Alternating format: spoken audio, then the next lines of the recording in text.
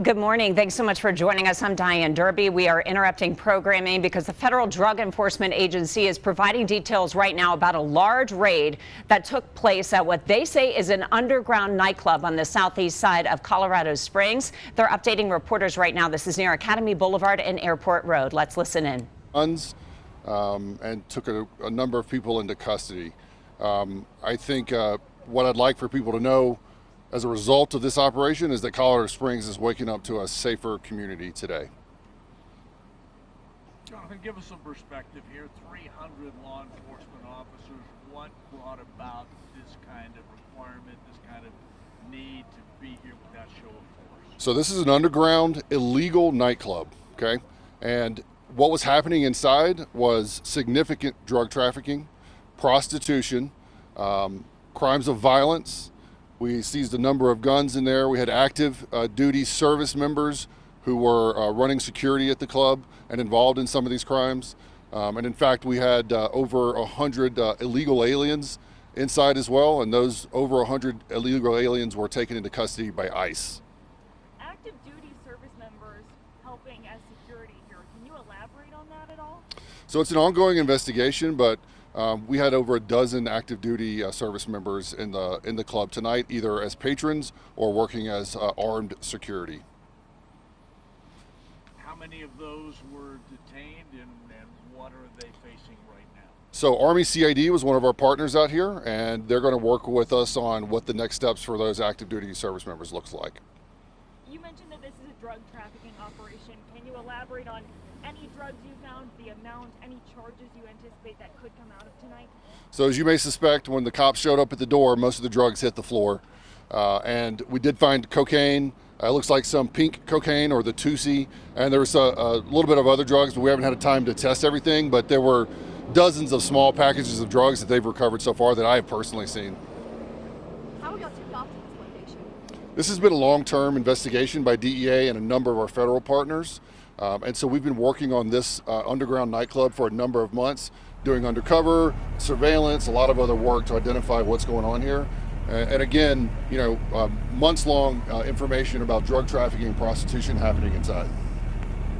So you said there were 300 federal law enforcement. How many people were actually inside of this underground nightclub? We estimate over 200 people were inside the nightclub when we came here tonight. And so that's why we needed such a large force. Anytime you're dealing with that many people, we want to do it safely, and that's what we did. Is the nature of the nightclub, all of them facing charges, everyone inside? No, they're not. A lot of people were turned away. As I said, over 100 went into ICE custody. A few people went on state arrest warrants. They had outstanding warrants, and we actually have a few other operations pending right now across the city. We're waiting to determine if there'll be other arrests from those.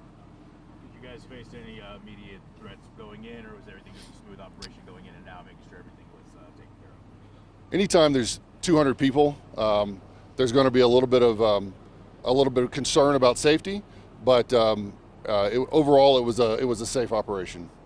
Was TDA present here? In our investigation, we have noticed TDA, MS-13, and I believe Hell's Angels in this club. I don't have the information about whether those members were there tonight, but we're still working through a lot of that because we have so many people in custody. We're working through a lot of the information about who's who. Jonathan, after the raid in Adams County back in January, you received criticism because you didn't have arrests. You talked about the cops went in, the drugs went to the ground. Are you expected to be criticized here, and how do you address those critics now?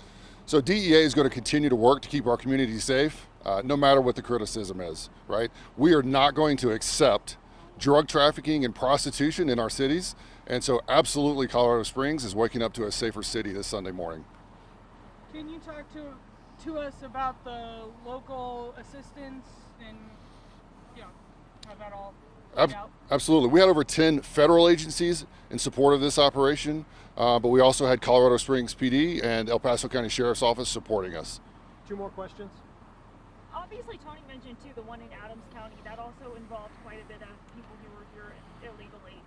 What do you say to anyone's concern or vantage point that these look like immigration operations happening under DEA operations?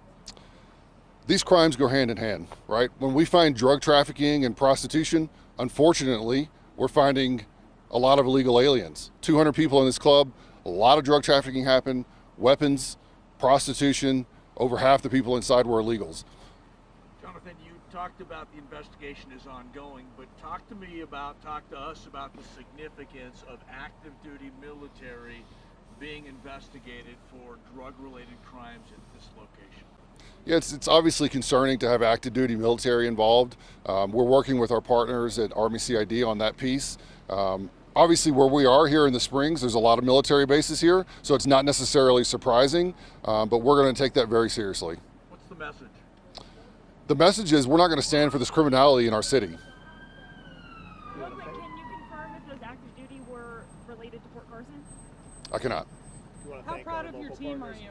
That's all, folks, Oh, for the okay. questions. Just wrap it up. Just the last thing I'll say is appreciate all you guys coming out here, and we just want to give a big thank you to the 10 federal agencies and El Paso County Sheriff's Office and Colorado Springs Police Department for sending all these officers out here to make us have a successful operation tonight. Thank you.